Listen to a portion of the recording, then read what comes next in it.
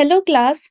हम topic cover कर रहे हैं dual nature of radiation and matter and हम इस चैप्टर का सबसे important topic that is photo electric effect इसके बारे में स्टडी कर रहे हैं।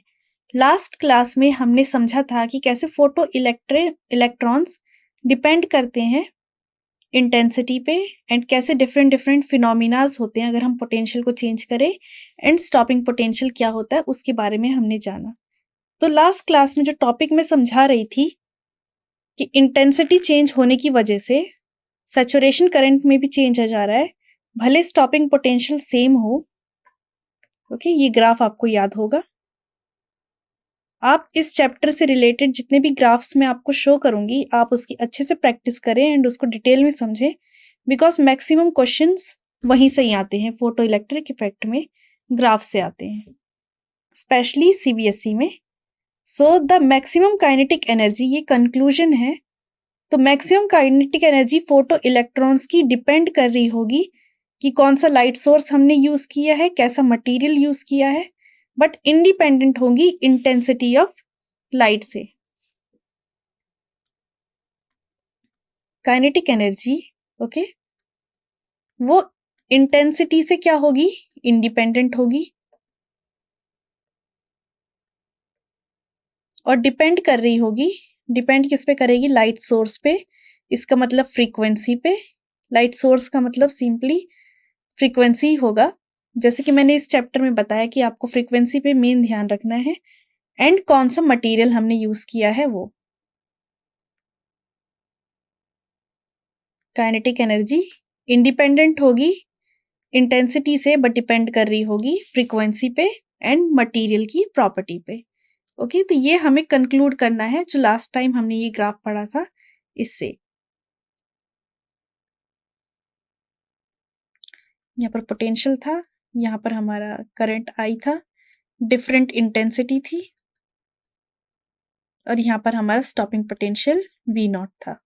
ओके, सो अब हम यहाँ से आगे चलते हैं, नेक्स्ट टॉपिक पे समझते हैं फोटो इलेक्ट्रिक इफेक्ट में ही effect of frequency of incident radiation on stopping potential. कैसे फ्रीक्वेंसी चेंज कर रही होती है स्टॉपिंग पोटेंशियल को।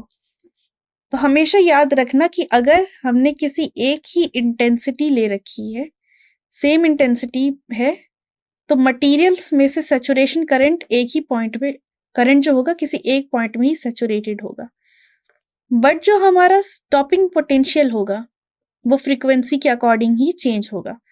जितनी ज्यादा फ्रीक्वेंसी, जैसे कि मैंने बताया था, अगर फ्रीक्वेंसी ज्यादा है तो स्टॉपिंग पोटेंशियल भी क्या होगा, ज्यादा होगा। जितनी ज्यादा फ्रीक्वेंसी हम प्रोवाइड करेंगे उतना ही हमें नेगेटिव पोटेंशियल देना होगा फोटो इलेक्ट्रॉन को स्टॉप करने के लिए। आप ये समझ पा रहे हैं? ओके, इसको अगर इस तरीके से समझे, मान लो ये एक स्लोप है, यहाँ पर हमारे इलेक्ट्रॉन है, ठीक है। फ्रीक्वेंसी अगर हम इंक्रीज कर रहे हैं इसका मतलब ये कि स्लोप की हाइट इंक्रीज कर रहे हैं, इलेक्ट्रॉन्स बहुत तेजी से इस स्लोप से फिसलेंगे। एंड स्टॉपिंग पोटेंशियल हम इंक्रीज कर रहे हैं, तो इसका मतलब क्या कि हम इस स्लोप को ऐसे डाउनवर्ड कर रहे हैं ताकि पोटेंशियल मतलब इलेक्ट्रॉन बहुत स्लोली स्लोली यहाँ पर जाए। तो जितनी ज्यादा हम इधर से फ्रीक्वेंसी अप्लाई कर रहे होंगे कि ये चीज लिफ्टेड हो, उतनी ही हमें स्टॉपिंग पोटेंशियल अप्लाई करनी होगी ताकि इलेक्ट्रॉन्स आगे फ्लो ना हो। आप इसे एक सीसॉ की तरह समझ सकते हो। ओके, ये हमारे पास एक सीसॉ है जो मैं समझाने की कोशिश कर रही हूं। एक साइड है फ्रीक्वेंसी, ठीक है, एक साइड सीसॉ में बैठी है फ्रीक्वेंसी और एक साइड सीसॉ में बैठा है negative potential. Negative potential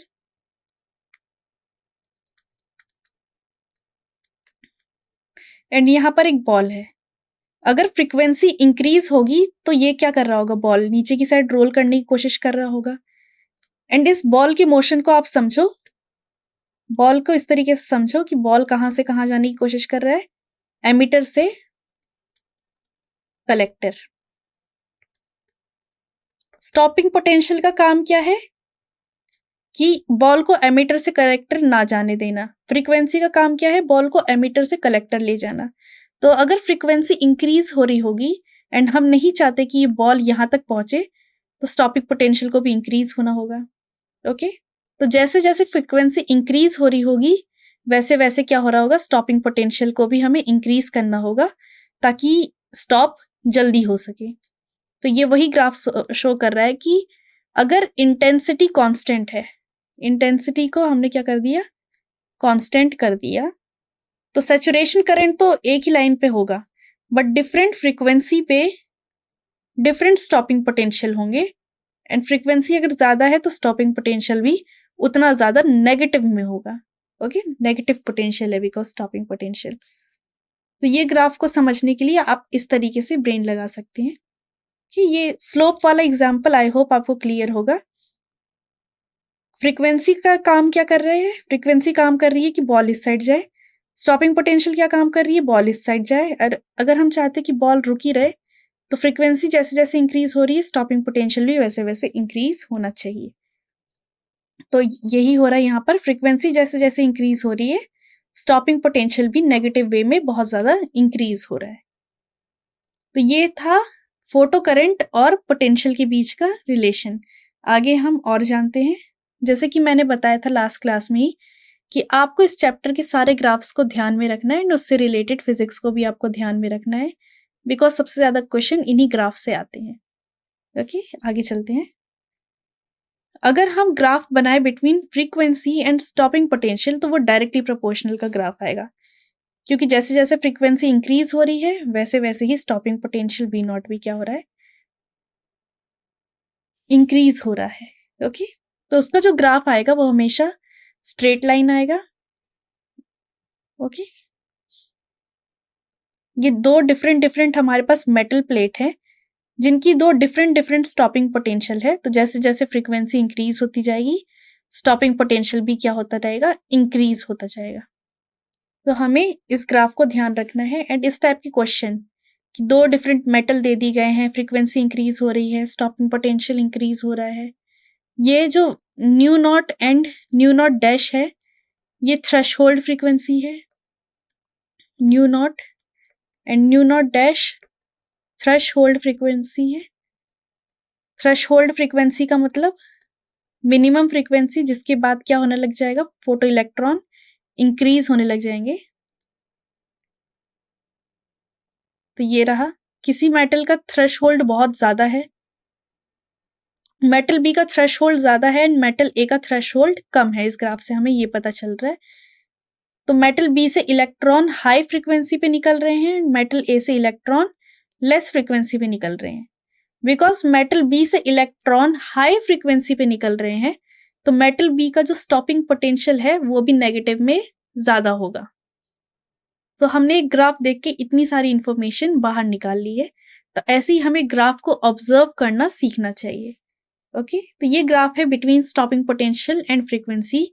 I hope आपको ये ग्राफ अब अच्छे से क्लियर होगा। एंड इस टाइप के ग्राफ पूछ लिए जाते हैं कि आपको दो मेटल दे दिए हैं, स्टॉपिंग पोटेंशियल दे दिया गया है एंड आपसे फ्रीक्वेंसी पूछ दी गई है, तो हमसे पूछा जाएगा कि कितनी फ्रीक्वेंसी की रेडिएशन हमें इस पे गिरानी चाहिए।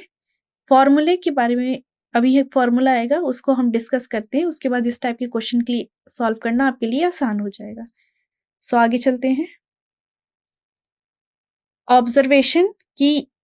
ऑब्जर्वेशन ये है कि थ्रेशहोल्ड फ्रीक्वेंसी एग्जिस्ट करती है जहां पर पोटेंशियल क्या हो जाता है, स्टॉपिंग पोटेंशियल 0 हो जाता है। Okay, no photo electric emission below threshold, कोई भी फोटो इलेक्ट्रिक एमिशन नहीं हो रहा होगा बिलो थ्रेशहोल्ड, कोई फर्क नहीं पड़ता कितनी इंटेंसिटी है। एंड ये चीज मैं बहुत देर से आपसे बोलती आ रही हूँ कि इंटेंसिटी से फर्क नहीं पड़ता, फ्रीक्वेंसी से फर्क पड़ता है। अब ये क्वेश्चन आता है कि क्यों हम क्वेश्चन ये क्यों नहीं बन रहा हमारे ब्रेन में, कि आई होप कि आपके दिमाग में भी ये क्वेश्चन आया होगा कि इंटेंसिटी बढ़ाते जाओ कभी ना कभी तो इलेक्ट्रॉन बाहर निकलेगा, ये फ्रीक्वेंसी की प्रॉपर्टी कैसे आ गई, इलेक्ट्रॉन किसी स्पेसिफिक फ्रीक्वेंसी पे ही क्यों निकल रहा है। हमारे नॉर्मल ब्रेन में तो ये चल रहा होगा कि इंटेंसिटी मतलब हाई एनर्जी, अगर एनर्जी हाई है तो इलेक्ट्रॉन्स भी ज्यादा निकलने चाहिए। बट यहाँ पर तो हम देख रहे हैं कि इंटेंसिटी पे तो डिपेंड ही नहीं कर रहा है, डिपेंड तो फ्रीक्वेंसी पे कर रहा है। तो ऐसा क्यों हो रहा है? तो इसको भी हम अभी आगे समझते हैं। ओके, स्टॉपिंग पोटेंशियल इंडिपेंडेंट है रेडिएशन की इंटेंसिटी से। ओके, स्टॉपिंग पोटेंशियल भी फ्रीक्वेंसी पे डिपेंड कर रहा है, रेडिएशन की इंटेंसिटी से इंडिपेंडेंट है। एंड हम जानते हैं कि जो काइनेटिक एनर्जी है वो डायरेक्टली प्रोपोर्शनल हो जाती है किसके, फ्रीक्वेंसी के। इसको हम अभी समझेंगे। और एक और बहुत इंपॉर्टेंट पॉइंट है जो हमने फोटो इलेक्ट्रिक इफेक्ट में देखा कि अगर ये मेटल प्लेट है एंड हम इस मेटल प्लेट के बारे में जानते हैं कि अगर इसमें वायलेट रंग की लाइट डाली जाए तो इसमें से इलेक्ट्रॉन अपने आप बहुत जल्दी बाहर आ जाता है। तो हमने देखा कि जैसे ही हम वायलेट लाइट इस पर डालते एकदम से इलेक्ट्रॉन बाहर आ जाता है। ये बहुत अजीब सी चीज है कि अगर आप किसी सरफेस पे लाइट डाल रहे हो तो इलेक्ट्रॉन को थोड़ा समय लेके निकलना चाहिए। समय इन द सेंस कि अगर आप लाइट को एज अ एनर्जी सोच पा रहे हो तो आपको पता कि अगर किसी चीज को हीट अप कर रहे हैं तो वो स्लोली स्लोली हीट अप होगा, फिर उससे बॉन्ड टूटेंगे, फिर इलेक्ट्रॉन बाहर जाना चाहिए।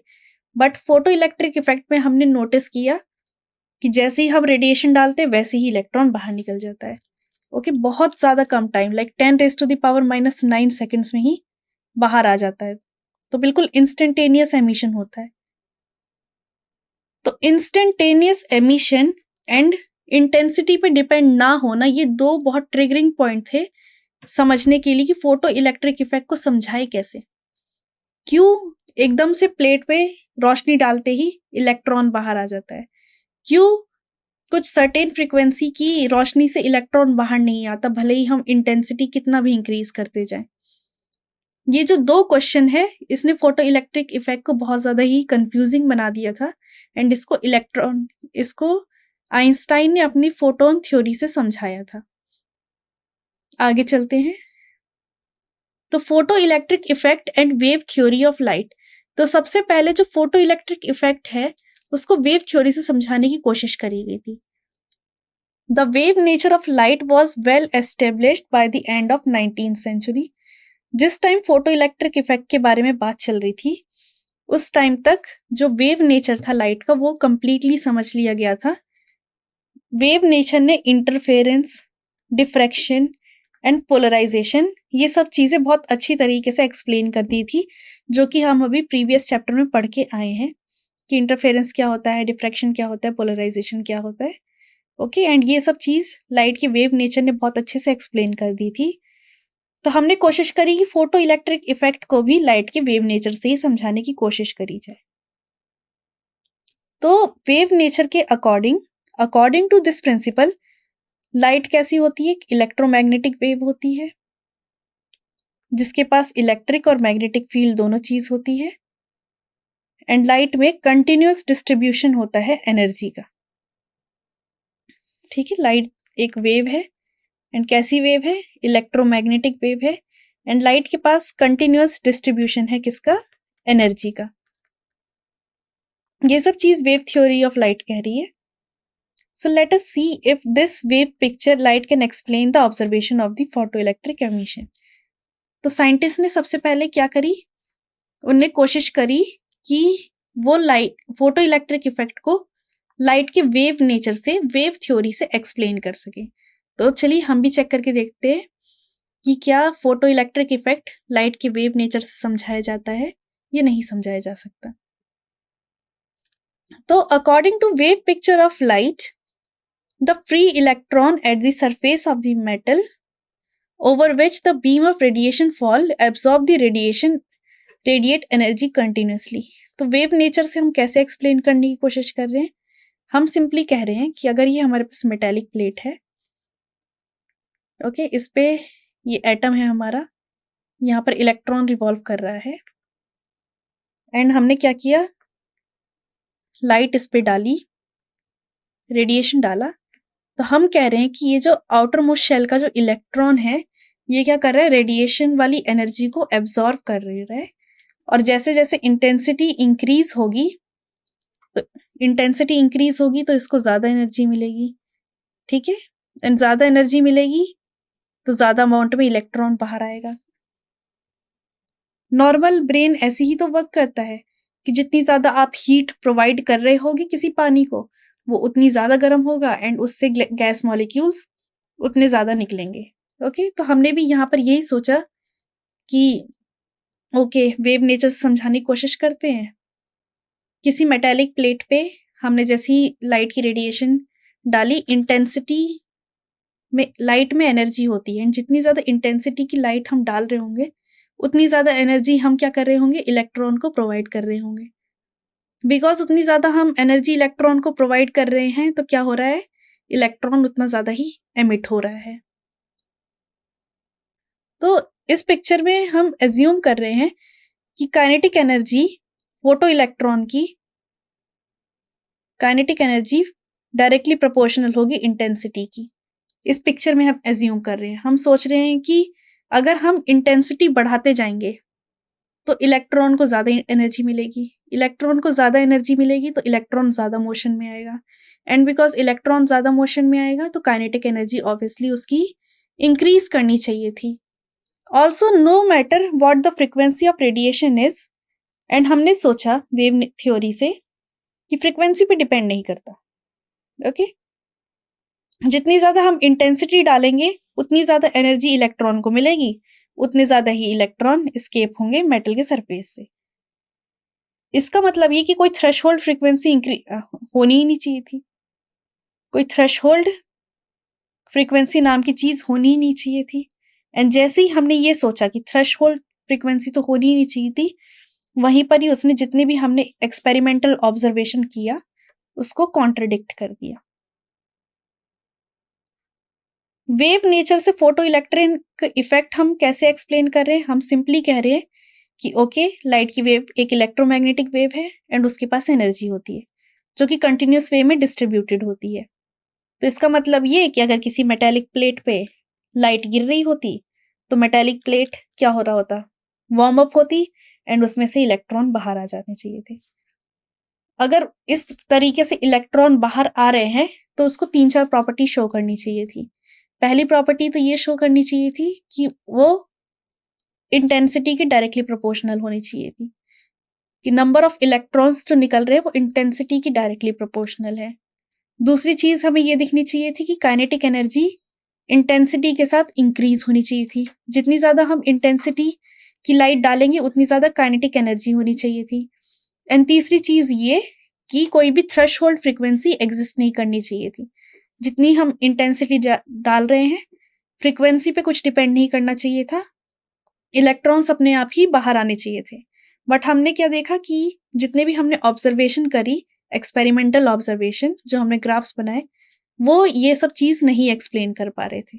इसका मतलब ये कि wave theory of light photo electric effect को प्रॉपरली नहीं समझा पा रही है। यहां से हमें ये चीज पता चल जाती है। आई होप आपको ये पॉइंट्स क्लियर होंगे। अब हम आगे चलते हैं। Further we should note that in wave picture the absorption of energy by the electron take place continuously. तो वेव नेचर का एक और जो डिसएडवांटेज हमें दिखा वो ये कि जो रेडिएशन हम प्रोवाइड कर रहे हैं उसके पास कंटिन्यूअस फॉर्म ऑफ एनर्जी है। तो इलेक्ट्रॉन को क्या करना चाहिए था, वो कंटिन्यूअस फॉर्म ऑफ एनर्जी लेनी चाहिए थी एंड और बहुत सारे इलेक्ट्रॉन्स एमिट होने चाहिए थे। Since a large number of electron absorb energy, the energy absorb per electron per unit time turn out to be small. इसका मतलब ये कि अगर ज्यादातर एनर्जी इलेक्ट्रॉन एब्जॉर्ब कर ले रहा है, सो एनर्जी पर number of electron per unit time, ये जो नंबर होना चाहिए था कोई स्मॉल क्वांटिटी होनी चाहिए थी।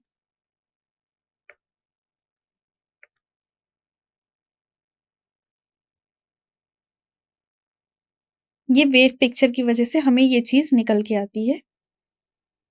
लेकिन explicit calculation estimate that it can take hour or more for a single electron to pick up sufficient energy to overcome the work function and come out of the metal. But calculation से पता चलता है, अगर wave theory के according हम calculate करें तो हमें पता चलता है ये कि बहुत ज़्यादा अमाउंट में एनर्जी चाहिए ताकि कोई एक इलेक्ट्रॉन मेटल की सरफेस को छोड़कर बाहर आ सके। बट हमने फोटो इलेक्ट्रिक इफेक्ट के एक्सपेरिमेंटल ऑब्जर्वेशन में हमने क्या देखा था कि जैसे ही रेडिएशन गिरता है इलेक्ट्रॉन बाहर आ जाता है। बट कैलकुलेशन वेव थ्योरी के अकॉर्डिंग जो कैलकुलेशन करी उससे हमें पता चल रहा है कि बहुत ज्यादा देर तक एनर्जी गिरनी चाहिए किसी भी मेटल प्लेट पे ताकि क्या हो, इलेक्ट्रॉन्स बाहर आ सके। तो ये जो कंक्लूजन था ये भी क्या कर रहा था, एक जो हमने ऑब्जर्वेशन करी थी कि फोटो इलेक्ट्रॉन इंस्टेंटेनियसली बाहर आ जाता है, ये कैलकुलेशन उसको भी गलत बता रही थी।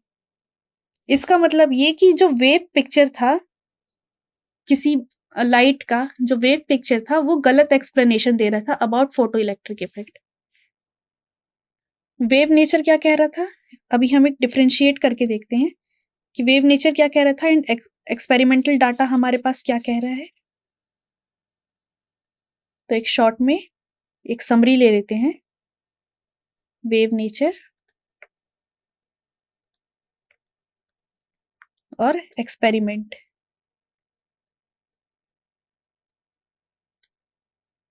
तो एक्सपेरिमेंट ये कह रहा था कि number of electron directly proportional है इंटेंसिटी के, बट एट सर्टेन फ्रीक्वेंसी।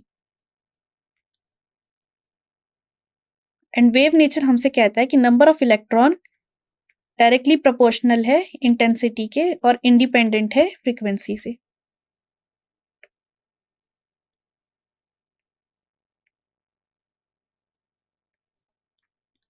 दूसरा पॉइंट ये कि इसमें होता है क्या, थ्रेशोल्ड फ्रीक्वेंसी नाम की चीज एग्जिस्ट करती है कि हमें एक मिनिमम फ्रीक्वेंसी देनी होती है ताकि इलेक्ट्रॉन बाहर आ सके, थ्रेशोल्ड फ्रीक्वेंसी। इसमें ये कहते हैं कि नहीं, आप इंटेंसिटी इंक्रीज करते रहो, कोई थ्रेशोल्ड फ्रीक्वेंसी के बारे कोई चीज नहीं होती।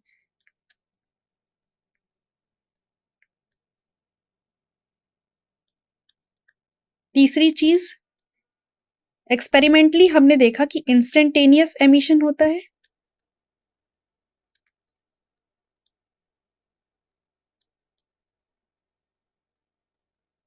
एंड वेव नेचर ने क्या कहा कि नहीं, टाइम लेना चाहिए, नो इंस्टेंटेनियस एमिशन।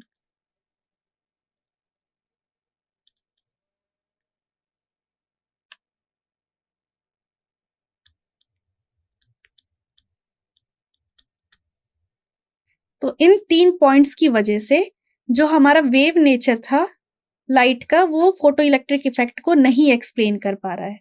हमें ये चीज पता चल गई है।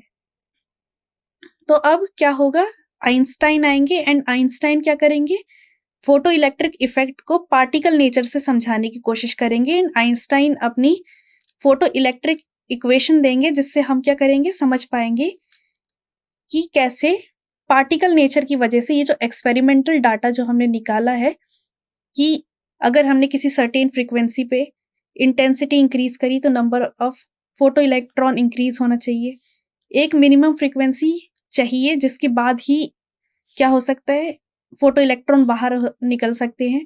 एंड तीसरी चीज कि जैसे ही हम रेडिएशन डालते हैं सर्टेन फ्रीक्वेंसी की क्यों इंस्टेंटेनियसली इलेक्ट्रॉन्स बाहर आ जाते हैं। ये तीनों की तीनों एक्सपेरिमेंटल ऑब्जर्वेशन जो हमने करी एंड वेव नेचर नहीं एक्सप्लेन कर पाया, आइंस्टाइन का पार्टिकल नेचर वाला, फोटोन नेचर वाला फोटो इलेक्ट्रिक इफेक्ट की इक्वेशन इन सब चीज को एक्सप्लेन करेगी। सो नेक्स्ट क्लास में हम क्या करेंगे, इन सब चीजों का correct explanation Einstein photo electric equation में पढ़ेंगे एंड समझेंगे। सो आज की क्लास यही कंप्लीट होती है। आई होप आप सारे के सारे ग्राफ एंड उससे रिलेटेड प्रॉपर्टी का ध्यान रखोगे।